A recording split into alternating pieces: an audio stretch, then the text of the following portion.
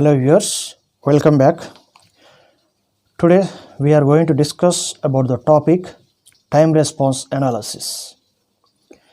Basically, the time response analysis means it is the response obtained, that is the output obtained from a system which is a function of time. It is nothing but time response of that system. So this time response basically consists of two parts. That is, the time response is the combination of two parts mainly, which is nothing but transient response and steady state response. So when we observe clearly the variation of this transient and steady state response, the transient response will be obtained within zero time. That is, we may observe this transient response as the identification as sudden changes in the system's output or sudden changes in system's input or switching actions or sudden changes in the load, like whatever it may be. We can observe the identifications or the characteristics of this transient response. It is defined as the transient response is that part of a time response analysis which tends to zero when time t becomes large value.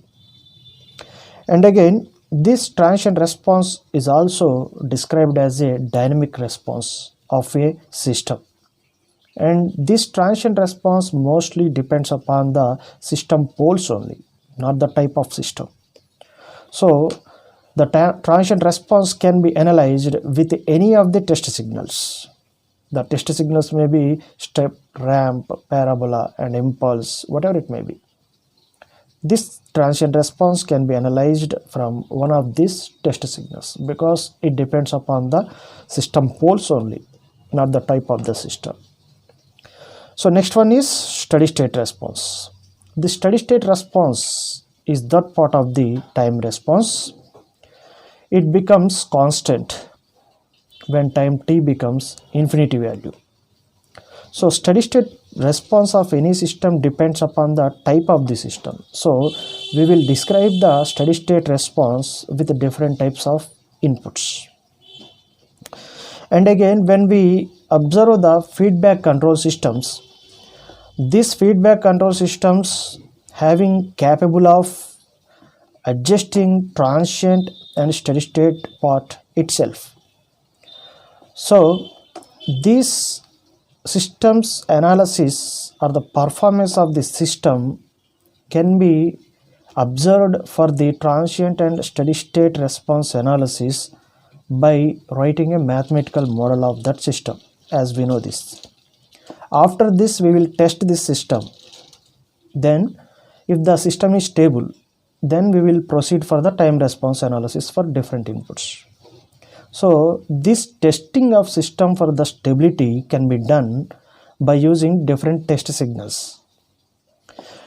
Actually, we don't know in many control systems, the command signals are not known fully ahead of time, and it is thus difficult to express the actual signals mathematically by simple functions. So the characteristics of actual signals which severely strain a system can be categorized as a sudden change. This sudden change can be modeled as a step function or step signal, or sudden shock.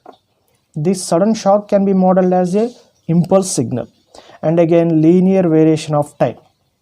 This linear variation of time modeled as a ramp function, and faster change with respect to time.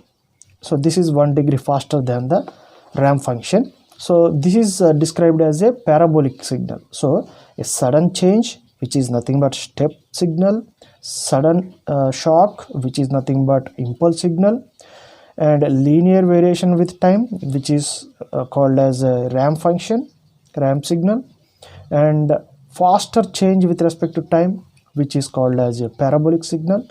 Like this, these are the different types of test signals. Those are available for testing the stability of any system.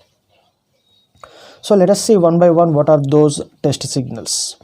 First one is step signal. So this step signal defines that a sudden change, as already we know.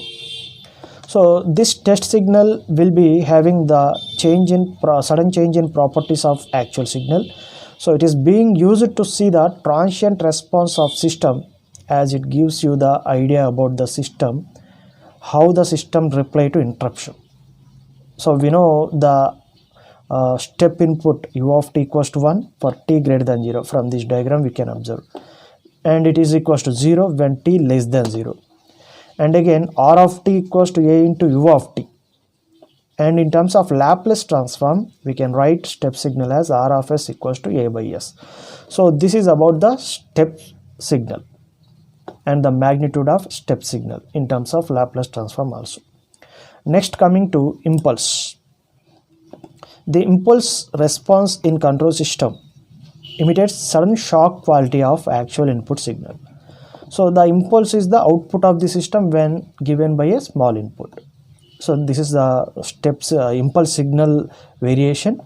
This will be given as delta of t equals to 0 when time t is not equals to 0, and integral of minus infinity to plus infinity, or minus epsilon to plus epsilon, we can take it as it is. Delta of t dt equals to 1, and in terms of Laplace, delta of s is taken as 1. This is impulse signal. And next, coming to ramp signal. Ramp signal tells you the constant velocity attribute of actual input signal. So it is being used to determine the behavior of system with the velocity factor.